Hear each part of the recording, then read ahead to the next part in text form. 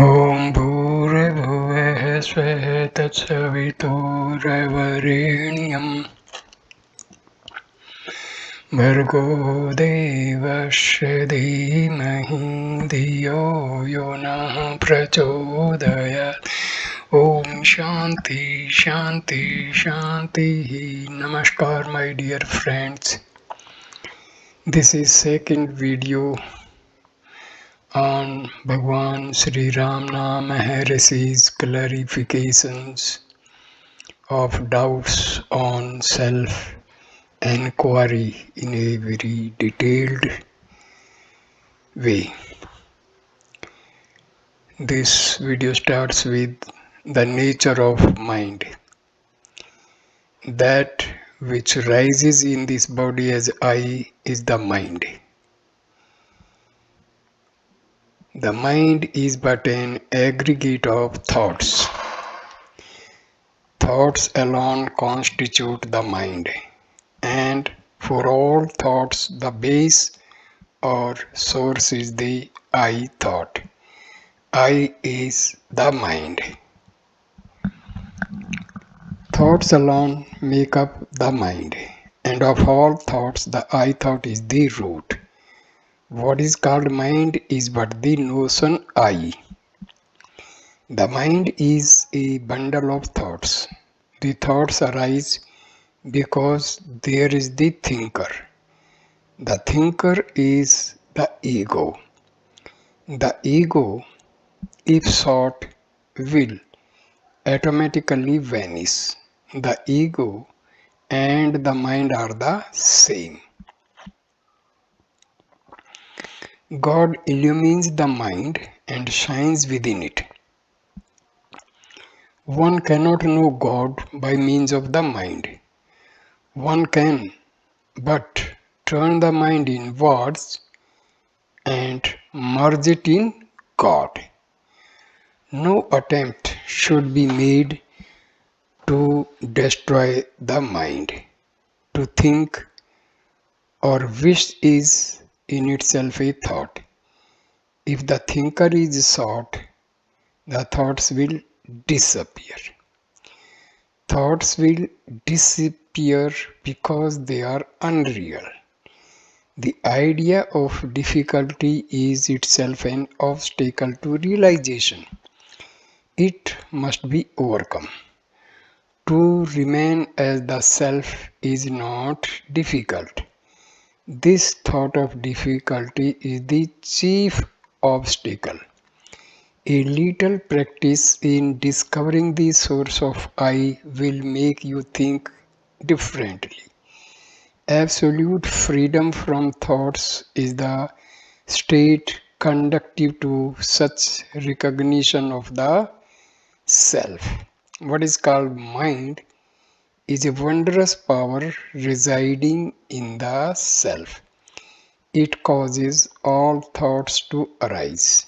Apart from thoughts, there is no such thing as mind.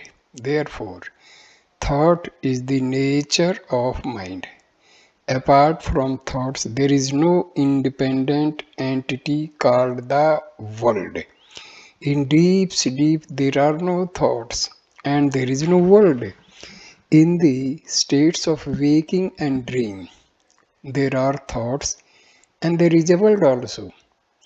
Just as the spider emits the thread of the web out of itself and again withdraws it into itself, likewise the mind projects the world out of itself and again resolves it into itself. When the mind comes out of the self, the world appears. Therefore, when the world appears to be real, the self does not appear, and when the self appears, shines, the world does not appear. When one persistently inquires into the nature of the mind will end leaving the self as the residue. What is referred to as the self is the Atma. The mind always exists only in dependence on something gross. It cannot stay alone.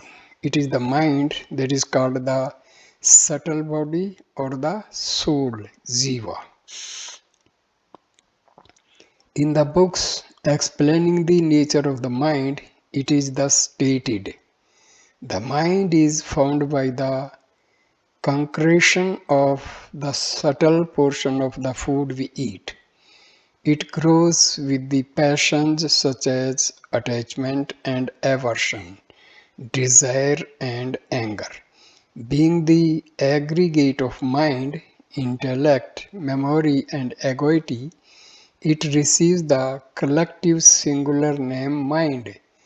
The characteristics that it bears are thinking, determining, etc. Since it is an object of consciousness, the self, it is what is seen, inert. Even though inert, it appears as if conscious because of association with consciousness, like a red hot iron ball. It is limited, non-eternal, partite, and changing like wax, gold, candle, etc. It is of the nature of all elements of phenomenal existence. Its locus is the heart lotus, even as the loci of the sense of sight, etc., are the eyes, etc. It is the adjunct of the individual soul thinking of an object. It transforms itself into a mode, and along with the knowledge that it is in the brain, it flows through the five sense channels, gets joined to objects by the brain that is associated with knowledge, and thus knows and experiences objects and gains satisfaction. That substance is the mind. Even as one and the same person is called by different names according to the different functions he performs, so also one and the same mind is called by the different names: mind, intellect, memory, and egoity, on account of the difference in the modes and not because of any real difference.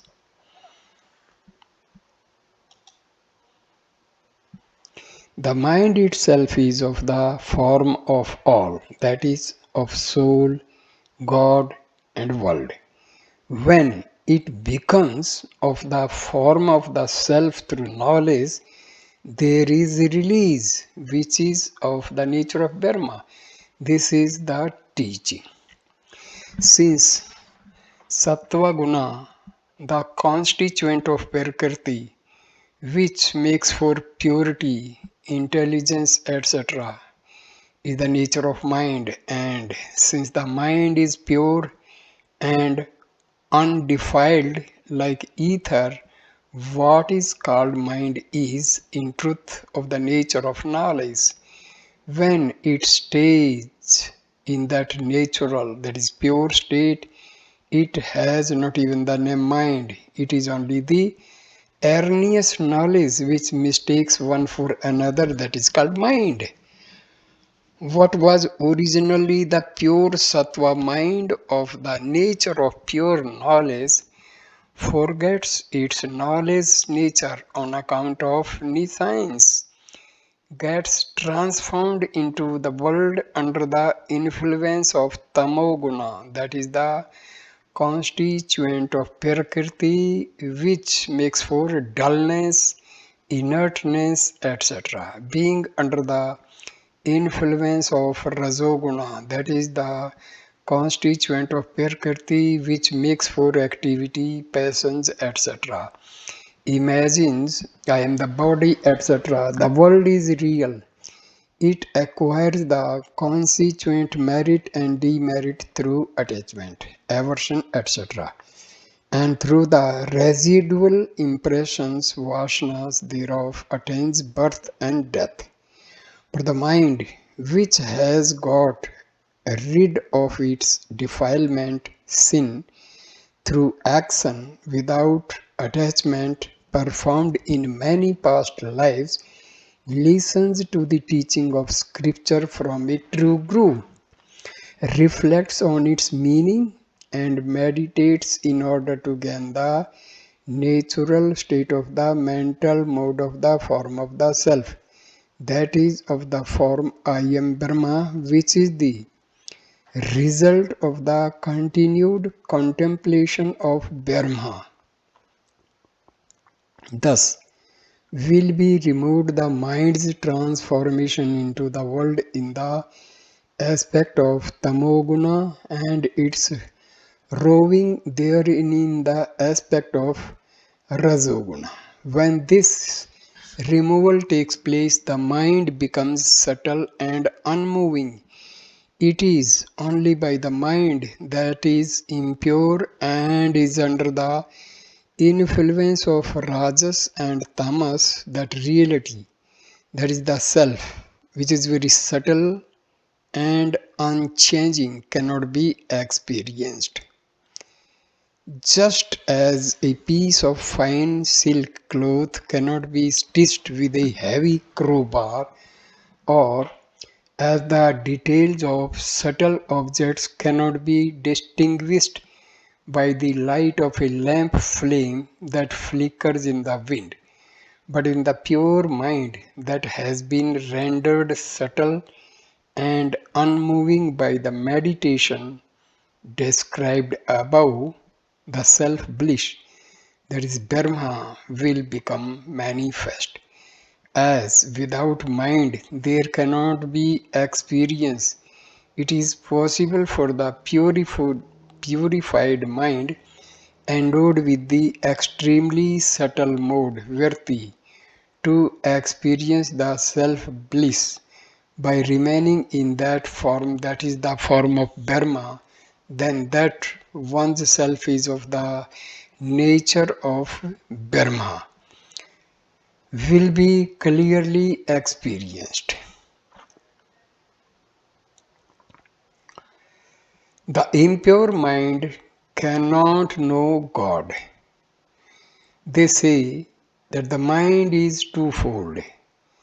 There is the higher pure mind as well as the lower impure mind.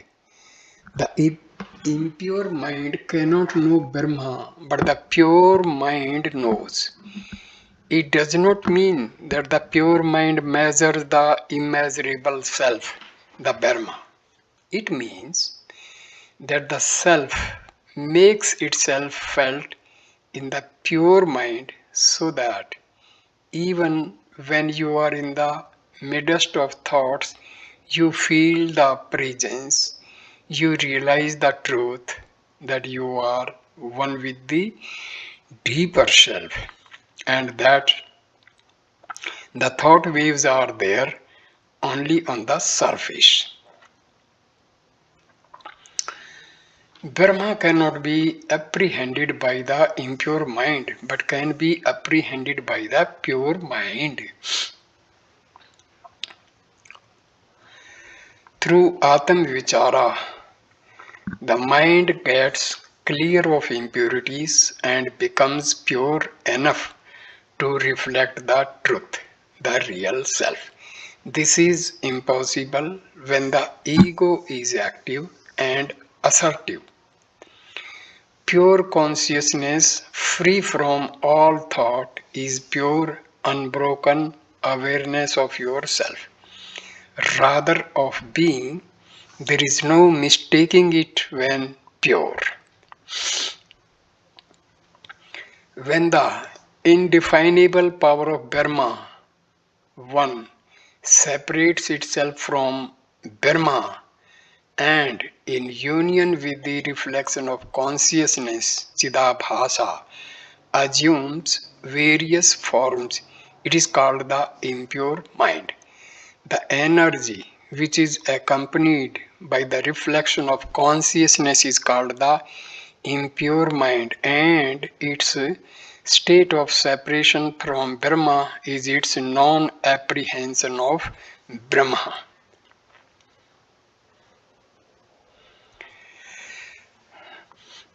1.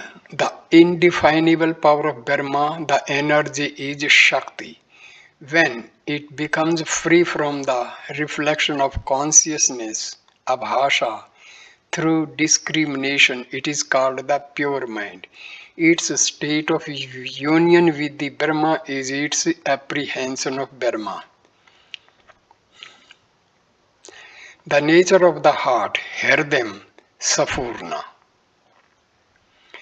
Evidently, self-consciousness is in relation to the individual himself and therefore has to be experienced in his being with a center in the body as the center of experience. It, re- it resembles the dynamo of a machine which gives rise to all sorts of electrical works. Not only does it maintain the life of the body and the activities of all its parts and organs, conscious and unconscious, but also the relation between the physical and the subtler planes on which the individual functions. Also, like the dynamo, it vibrates and can be felt by the calm mind that pays attention to it. It is known to the yogis and sadhakas by the name of Sapurna, which in Samadhi scintillates with consciousness. Wise men say that there is a connection between the source of the various psychic nerves and the self, that this is the note of heart, that the connection between the sentient and the insentient will exist until this is cut asunder with the aid of true knowledge, that just as the subtle and invisible force of electricity travels through wires and does many wonderful things, so the force of self also travels through the psychic nerves and, pervading the entire body, imparts sentience to the senses, and that if this note is cut, the self will remain as it always is, without any attributes.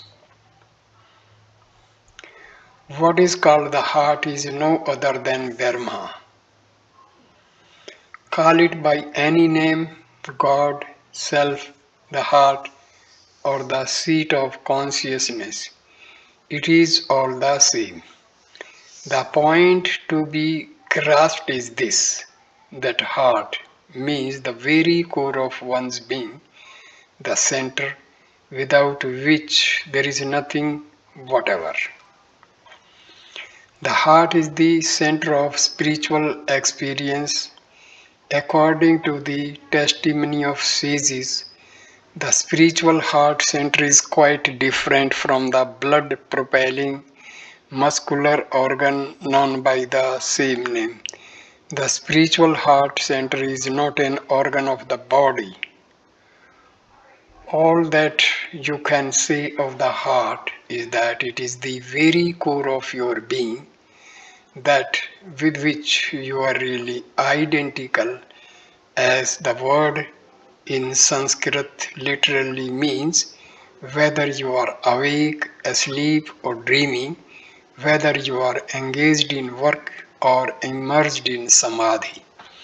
The heart is different from the blood vessel, so called, and is not the Anahata chakra in the middle of the chest, one of the 6 centers spoken of the books on yoga.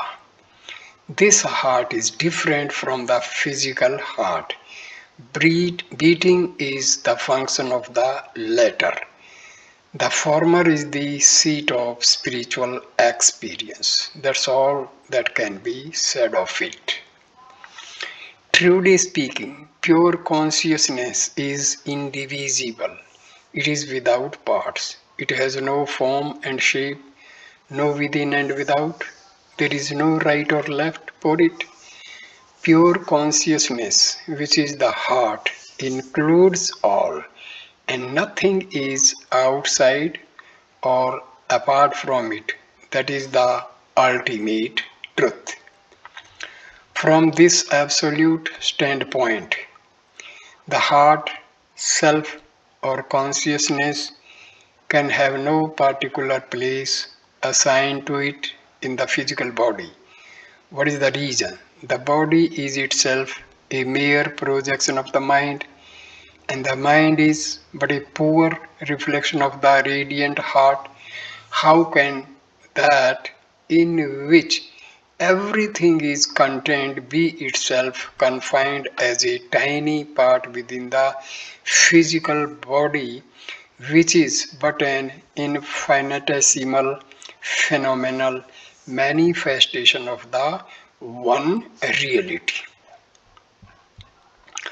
But people do not understand this. They cannot help thinking in terms of physical body and the world. For instance, you say, I have come to this ashramam all the way from my country beyond the Himalayas. But that is not the truth. Where is there a coming or going or any moment whatever for the one all pervading spirit which you really are? You are where you have always been. It is your body that moved or was conveyed from place to place till it reached this ashramam. This is the simple truth. But to a person who considers himself a subject living in an objective world, it appears as something altogether visionary.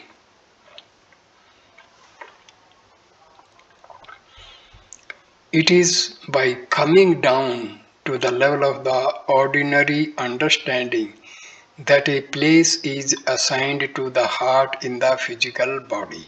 Heart is the seat of jnanam as well as of the granthi, note of ignorance. It is represented in the physical body by a hole smaller than the smallest pinpoint, which is always shut. When the mind drops down in Kevala Nirvikalpa Samadhi, it opens but shuts again after it. When Sahaja Nirvikalpa Samadhi is attained, it opens for good. The Granthi is the note which ties the insentient body to the consciousness which functions in it. That's why when it is loosened temporarily in Kevala Nirvikalpa, there is no body consciousness. God is said to reside in the heart in the same way as you are said to reside in your body. Yet, heart is not a place. Some place must be named as the dwelling of God for those who take their body for themselves and who comprehend only relative knowledge. The fact is neither God nor we occupy any space. We are bodiless and spaceless in deep sleep, yet in the waking state we appear to be the opposite. Do we not reside in one place? Do you not say you are in your body? Similarly, God is said to reside in the heart. The heart is not one place. Some name is mentioned for the place of God because we think we are in the body. This kind of instruction is meant for those who can appreciate only relative knowledge. Being immanent everywhere, there is no place for God. Because we think we are in the body, we also believe that we are in power. However, we do not think of the body of God or of a method of realization in our deep sleep. Yet, In our waking state, we hold onto the body and think we are in it. Paramatman is that from which the body is born, in which it lives, and unto which it revolves. We, however, think that we reside within the body. Hence, such instruction is given. The instruction means look within. The heart is not physical. Meditation should not be on the right or the left. Although the self enjoys its experiences in the states of waking, dream, and deep sleep, residing respectively in the eyes, throat, and heart. In reality, however, it never leaves its principal seat, the heart. In the heart lotus, which is of the nature of all. In other words, in the mind ether, the light of that self in the form I shines. As it shines thus in everybody, this very self is referred to as the witness, Shakshi, and the transcendent Turiya, literally the fourth. The I-less supreme Brahma, which shines in all bodies as interior to the light in the form I, is the self-ether or knowledge ether. That alone is the absolute reality. This is the super transcendent Turyatita. Therefore, it is stated that which is called the heart is no other than Brahma. Moreover, for the reason that Brahma shines in the hearts of all souls as the self, the name heart is given to Brahma. Number 1. The meaning of the word Hridayam, when split thus Hrit Ayam, is in fact Brahma. The adequate evidence for the fact that Brahma, which shines as the self, resides in the hearts of all, is that all people indicate themselves by pointing to the chest when say I.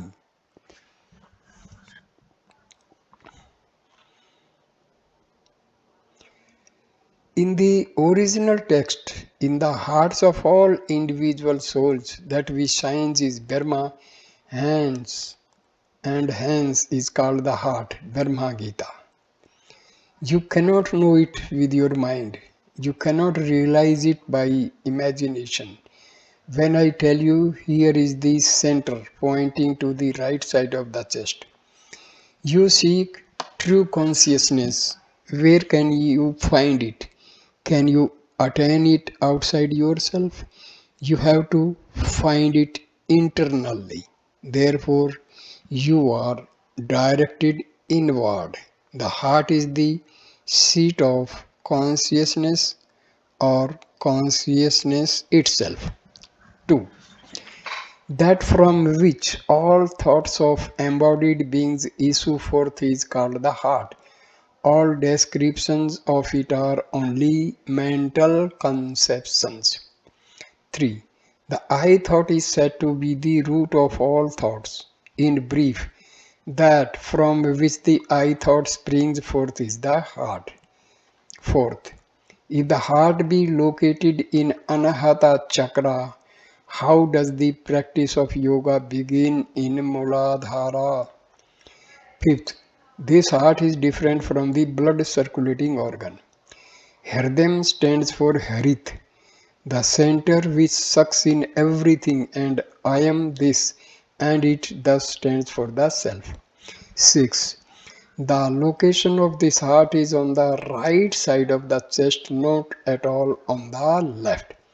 The light of awareness flows from the heart through Susumna to Sahasrara. 7. From there it flows to the entire body, and then all experiences of the world arise. Viewing them as different from the light, one gets caught up in samsara.